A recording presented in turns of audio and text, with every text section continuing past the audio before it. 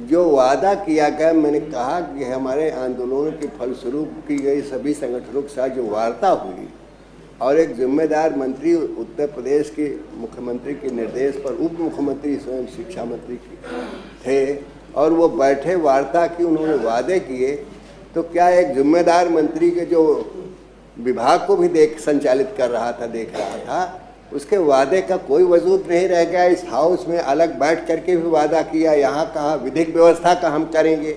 मान्यवर, मैं सदन का ध्यान उत्तर प्रदेश में माध्यमिक शिक्षा में 80% भागीदारी देने वाले माध्यमिक वित्तविहीन विद्यालय के शिक्षकों की तरफ आकृष्ट कराना चाहता हूं, जो रोजी पाकर भी रोटी के लिए मोहताज हैं।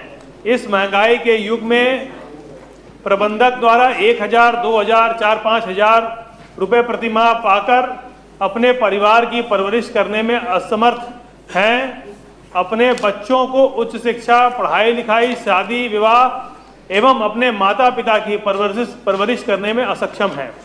अगर भाई परिवार से अलग कर दे तो एक मड़ई भी अपने वेतन से नहीं लगाने की स्थिति में हैं।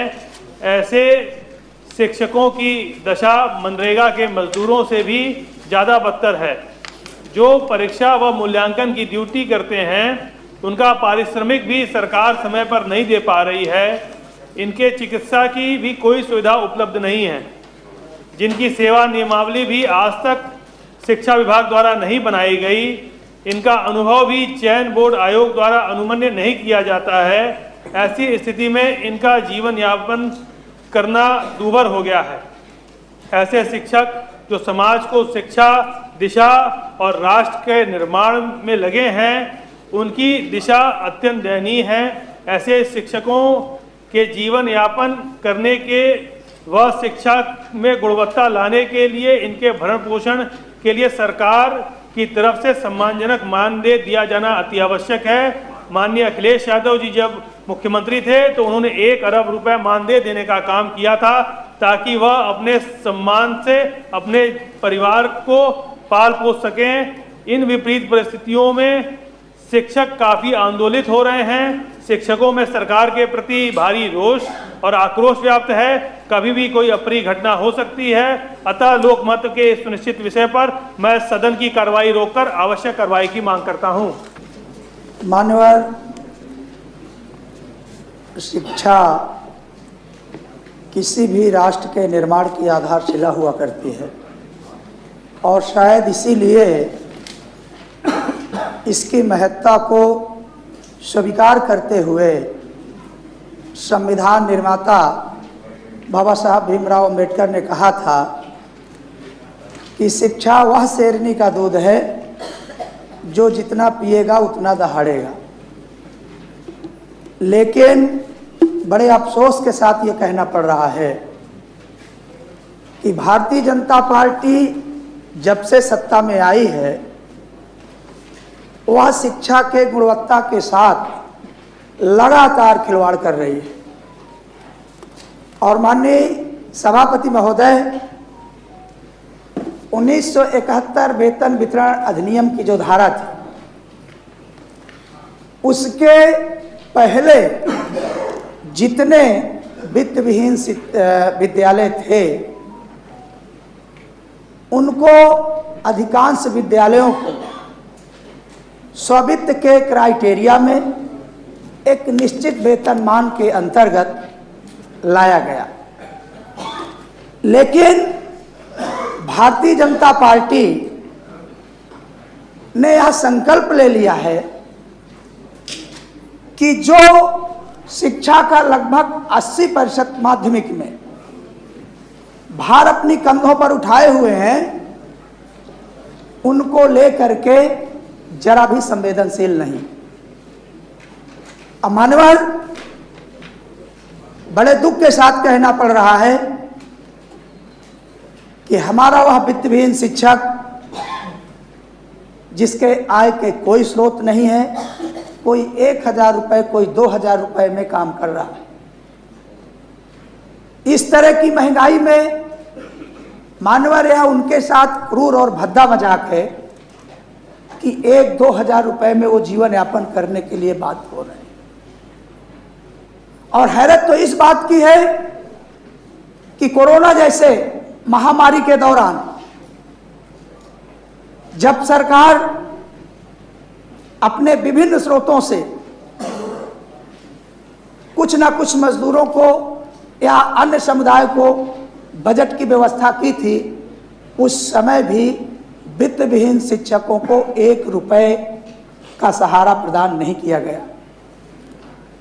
और माननीय सभापति महोदय, वर्तमान सरकार जो हमारे वित्त विहीन शिक्षक जहां कार्यरत हैं, प्रबंधक जो अपना विद्यालय खोल करके ग्रामीण एरिया में शिक्षा की व्यवस्था कर रहे हैं, उसमें 23 अगस्त 1922 को मान्यताओं के जो शर्तें हैं उसमें संशोधन कर दिया गया और जो प्राभूत कोष 15,000 रुपए हाई स्कूल के लिए था, वह प्राभूत कोष 5 लाख रुपए कर दिया गया।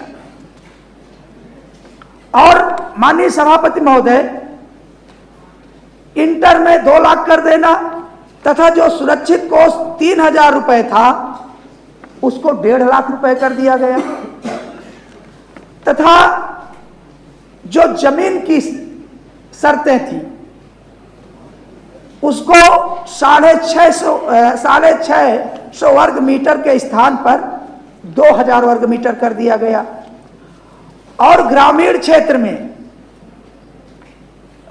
6,000 वर्ग मीटर कर देना। और माननीय सभापति महोदय, जबकि डॉक्टर मान सिंह जी मानदेय बढ़ाने की बात कर रहे हैं ना, वही माननीय सभापति महोदय मान्यता की ये नियम बना दिए, उसका माननीय सभापति महोदय, वित्त विहीन शिक्षकों को वेतन दे कौन रहा है? वित्त विहीन शिक्षकों को वेतन दे रहा है वो वित्त विहीन का जो प्रबंधक है, और प्रबंधक को वैसे भी पैसे की कोई व्यवस्था नहीं है। और अगर 3-3 हजार की जगह पे 1.5 लाख रुपए उनको और सेवा शर्तें लाद दी जाएंगी। और माननीय सभापति महोदय, जबकि शिक्षा समवर्ती सूची का विषय है और माननीय उप मुख्यमंत्री जी जो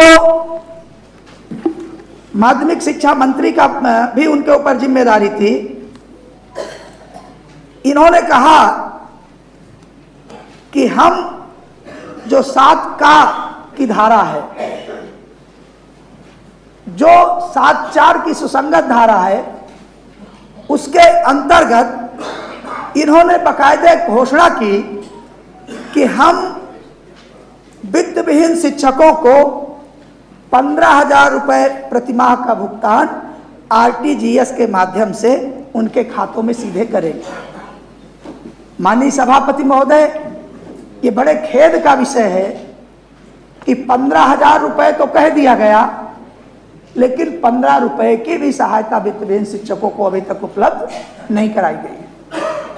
माननीय सभापति महोदय, समय समय पर यह कहा जाता है या पूर्ववर्ती सरकारों को यह कह के घेरा जाता है कि आपकी सरकार ने क्या किया। माननीय सभापति महोदय, श्रद्धेय नेताजी जब मुख्यमंत्री थे तो उन्होंने जूनियर हाई स्कूल एक बार में 14,000, एक बार 1,100 और एक बार 300 स्कूलों को ग्रांट श्रेणी में लाने का काम किया था। माननीय सभापति महोदय, इसके साथ ही जब समाजवादी पार्टी की सरकार थी तो उस समय भी 200 करोड़ रुपए के बजट का प्रावधान किया गया था। माननीय सभापति महोदय, ये बड़े दुख का विषय है कि भारतीय जनता पार्टी वित्त विहीन शिक्षकों को क्यों इतना सौतेले व्यवहार का अंग बना रही है। दिन प्रतिदिन जहां शिक्षा की गुणवत्ता की तरफ, शिक्षकों के वेतनमान की तरफ समय समय पर आयोगों का गठन किया जाता है, तो क्या मानवर वह वित्त विहीन शिक्षक 1 भी रुपए पाने का हकदार नहीं?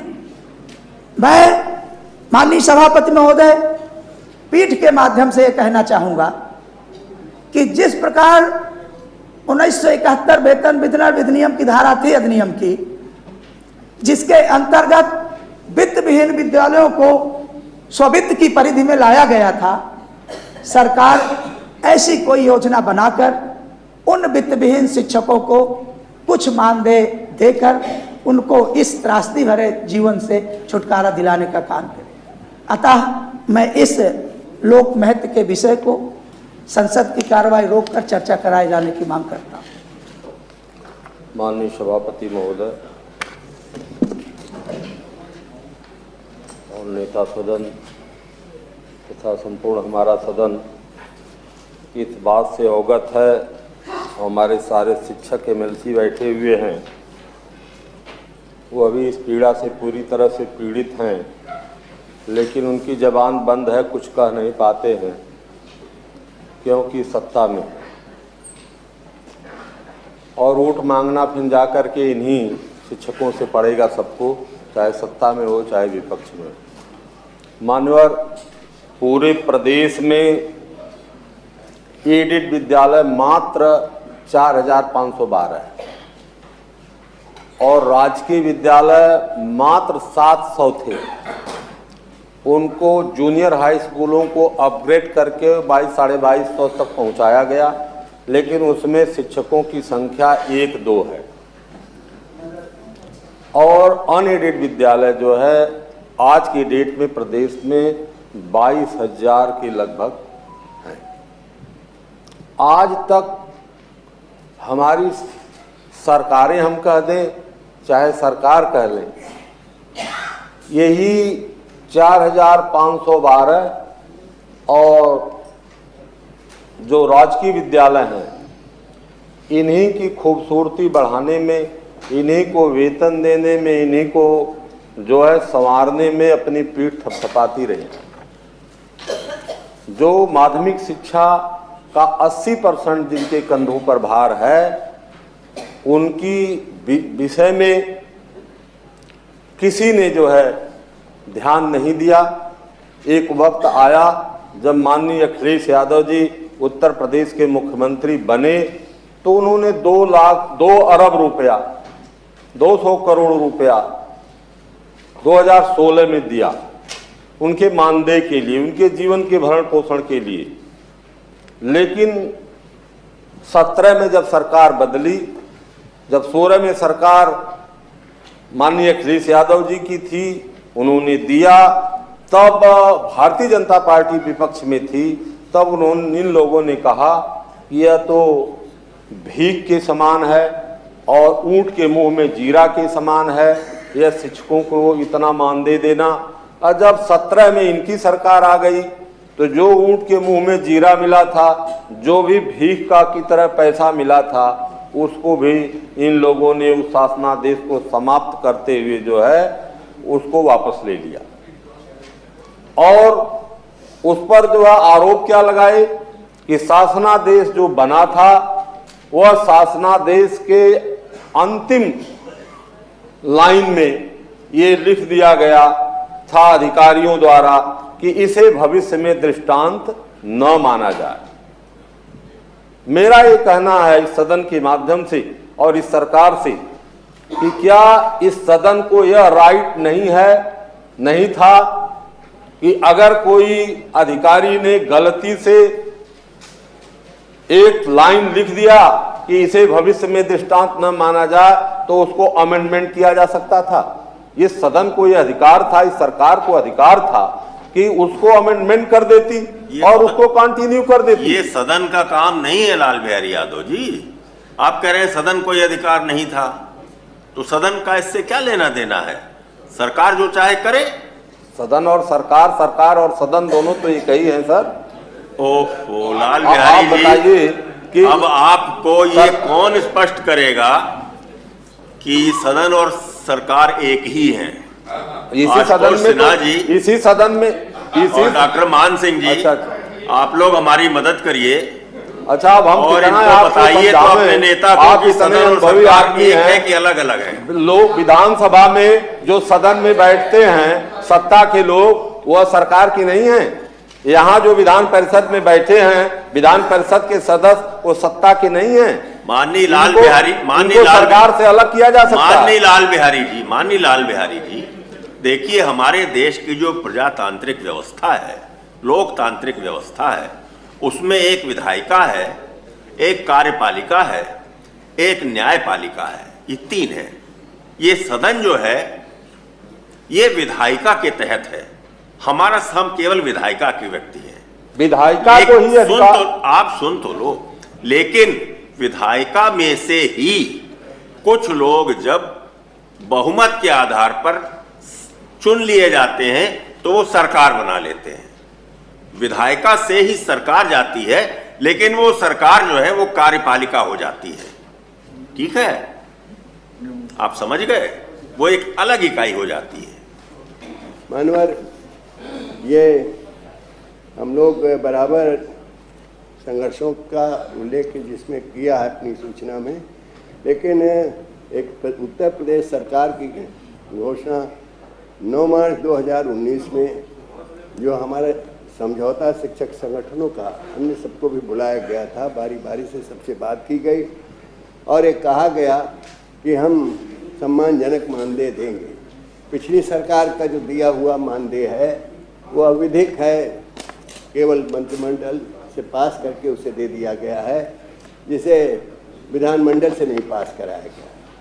लेकिन तत्कालीन सरकार की घोषणा थी कि हम इसे बढ़ा करके देंगे और आरटीजीएस सिस्टम से देंगे, लेकिन उस दिशा में कोई कार्रवाई नहीं हुई। इस स्थिति में इसी सरकार के जिम्मेदार मंत्री थे और मुख्यमंत्री के उन्होंने घोषणा की थी सार्वजनिक रूप से कि हाँ, मुख्यमंत्री के निर्देश पर मैं वार्ता कर रहा हूँ और वादा कर रहा हूँ।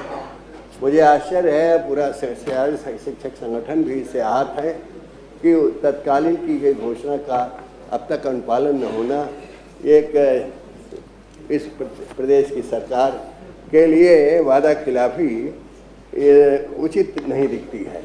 मैं चाहूँगा कि मानवर आपके माध्यम से पुनः कुछ निर्देश सार्थक इसमें इस प्रकार के हों कि जो किए गए वादे हैं उन पर पुनः एक बार बैठ करके कुछ सार्थक कदम उठाए जाएं, जिससे शिक्षक वित्तविहीन शिक्षकों को कुछ राहत मिल सके।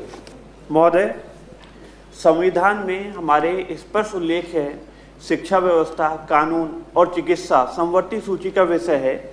समवर्ती सूची के विषय होने के कारण इस पर जो भी व्यय होता है वह सरकार की जिम्मेदारी होता है। उसी के अनुरूप जब 1971 में जितने भी वित्तहीन विद्यालय संचालित थे उन्होंने मांग करी तो संविधान के नियमानुसार जितने भी वित्तहीन विद्यालय थे उन्हें सहायता प्राप्त विद्यालयों में परिवर्तित कर दिया गया और उनका जो भी वेतन और पेंशन जो भी है सरकारी कोषागार से मिलने लगे।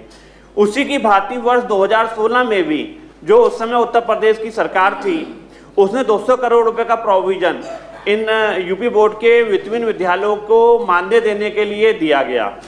तो उन्होंने अपने उस नियमों में एक बार का प्रोविजन लिख दिया गया कि इसे आगे भविष्य के लिए दृष्टांत नहीं माना जाएगा। तो जो ये सब कार्य किए गए संविधान के दिशा निर्देश के अनुसार जो भी उसमें लिखा हुआ था उसके अनुरूप किए गए। तो अब शिक्षा जो मद है उसके द्वारा पूरे प्रदेश का विकास संभव हो पाता है, क्योंकि जो युवा पीढ़ी आती है वह सही और गलत शिक्षकों के माध्यम से समझती है। शिक्षकों के माध्यम से ही इस प्रदेश का उत्थान हो सकता है। तो जो हमारा शिक्षक है वो बहुत ही बदहाली का जीवन जी रहा है, क्योंकि उन्हें जो वेतन है 5,000-7,000 रुपये मिल पा रहा है, और जबकि वो जब इन्हीं सरकारी स्कूलों में या जीआईसी के स्कूलों में पढ़ाता है वह शिक्षक तो उन्हें 80,000, 1 लाख, 1.5 लाख रुपए तक वेतन मिलता है। तो जो ये असमानता है ये तभी खत्म हो सकती है जब सरकार अपनी जिम्मेदारी समझेगी और सरकारी कोषागार से हमारे जो शिक्षक हैं उन्हें मानदेय मिलेगा या समान कार्य का समान वेतन सरकार देगी। तो सरकार संविधान के निर्देशों के अनुसार काम करे और हमारा जो वित्तहीन विद्यालय का शिक्षक बदहाली का जीवन जी रहा है उसे सरकार अपनी जिम्मेदारी समझकर कोषागार से उन्हें मानदेय या समान कार्य का समान वेतन दिलाना शुरू करे। माननीय माध्यमिक शिक्षा मंत्री जी। आदरणीय सभापति महोदय,